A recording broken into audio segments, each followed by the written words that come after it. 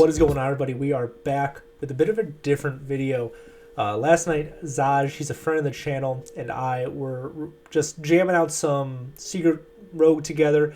Deck's really fun. Really like the deck right now. And there was one game that I was not recording for. So this will be a bit of a replay review. So it's going to be a little bit different format. But basically, I thought the game had a whole lot of educational nuances to it that can help any player and just see some lines and different thoughts and certain breakpoints that you may not think of when you're playing the game, or if you're trying to climb and it's a little anxiety inducing, you may realize the need to slow down. So we'll get into that video. Before we do though, remind you guys to leave a like and subscribe. I am putting out videos more consistently. That's been a bit of a difficult thing in the past, but we are back on track. So guys, thank you, take it easy, stay fucking beautiful, and let's get into the game. Okay, so to start, nothing crazy, we're just mulliganing. We're gonna just keep the Man Crick and the Dirty Tricks. Dirty Tricks is guaranteed draw in this deck because they have to play spells. We're not gonna do anything turn one. The Octobot's great, and they're just gonna ping our face. We're gonna start off by playing the Octobot, try and discount some stuff. If we can trigger it ourselves with these swindles, it's great. Now I do want to go back there for a second. It seems a bit weird for them to use this combustion on the 1/4, but aside from devolving missiles, that's the only way Mage clears it. And you really want to kill the Rogue's Octobot before they can trigger it, because if we say we had like Prize Plunder in our hand or something, we could draw with swindles. We could just play the Dirty Tricks and wait and just discount better cards. So to kill the Octobot right now is really good. So we're just going to tempo out Man Crick here.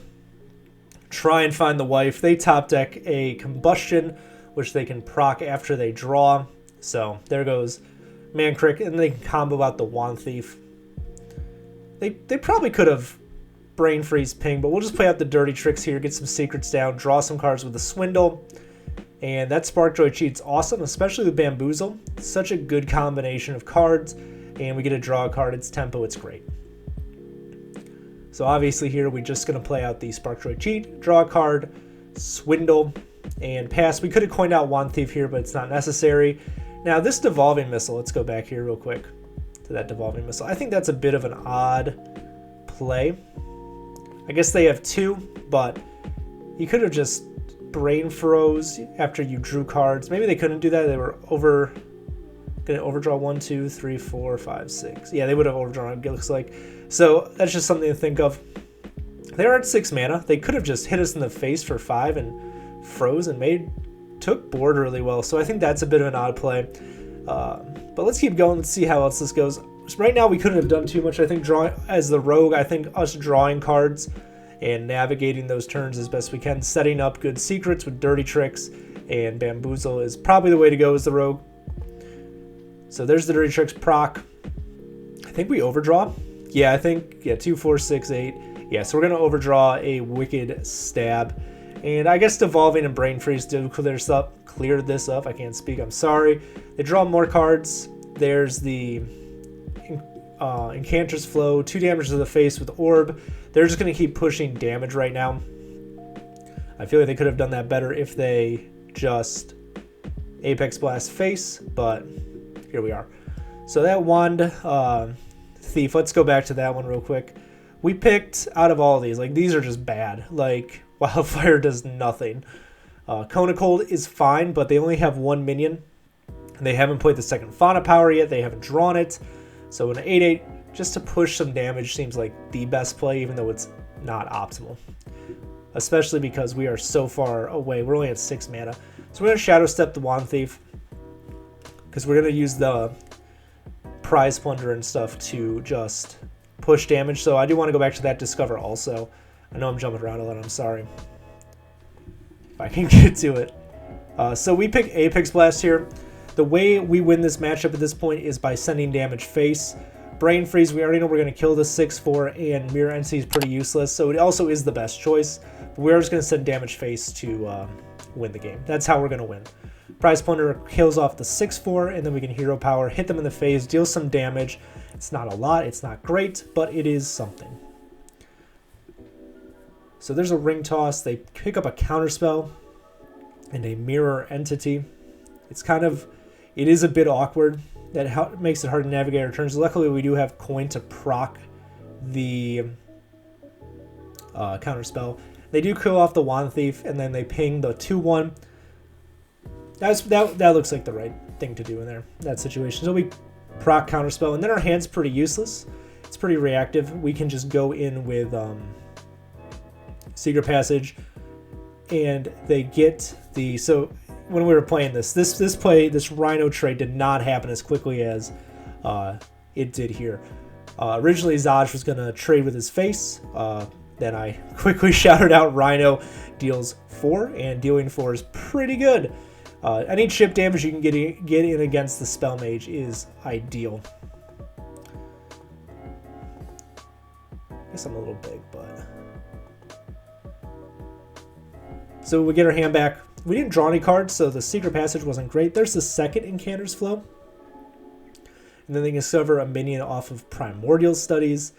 I do want to go back to this Janus turn real quick, because I just thought of this. And I think we talked about it when Zaj and I were playing.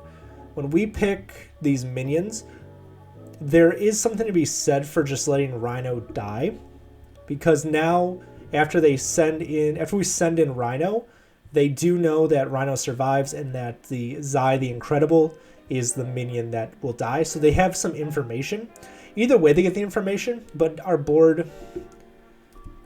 I guess they have to deal with it, so it's a little bit iffy. But if you're ever in the situation, it might sometimes be good to kill the rush minion off, so you can keep whatever high value minion you have in play. Just something to think about. It didn't really matter this game. Rhino was a good pick, good minion to get. I mean, so they got the Blood Mage Thanos, and then they shooting start our board. They're drawing 2 with Cramp Session. Spell Mage draws so much, it's ridiculous. We do have the ambush token that proc from the secret from them playing Blood Mage Thanos. We found Wife, and we do have some damage in hand now. We're going to pick up 5-Pot Golem, and we pick the Rush.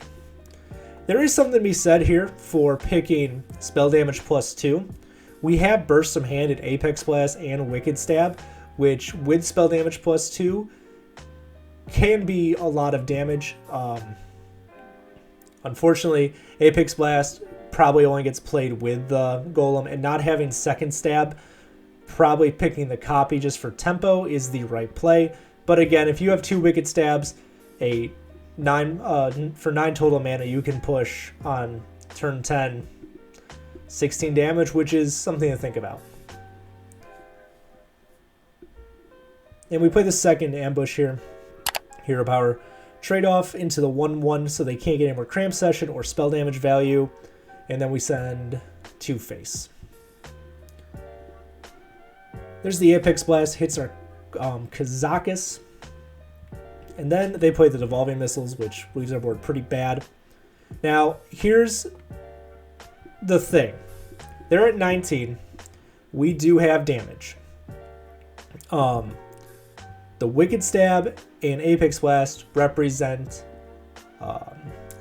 9 to 11 damage. Alexstrasza and Tenwu, if we can discount, represent 16. We're going to talk about these turns that go on here in a second.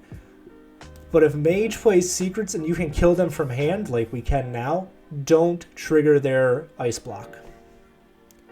So we don't know what Secrets they picked because we did our best not to trigger them, except for the Neverland Portal. We knew that something was going to be like Counterspell or something, or at this point. They play Fauna Power. And we don't know the minions because they don't play them. That Octobot is an amazing top deck because it does let us discount into our Alexstrasza and Tenwu. Now, this is where the main educational portion of what I want to talk about comes in. If you are the mage, you should be getting a lot of information from what we just did as the rogue. That we probably have some way to discount Alex and Tenwu, especially as Alex has been in our hand for most of the game. If you're hand tracking, I don't do that very well, but if you're watching, the hand closely, especially with Deck Tracker. You can know how long cards have been in hand for.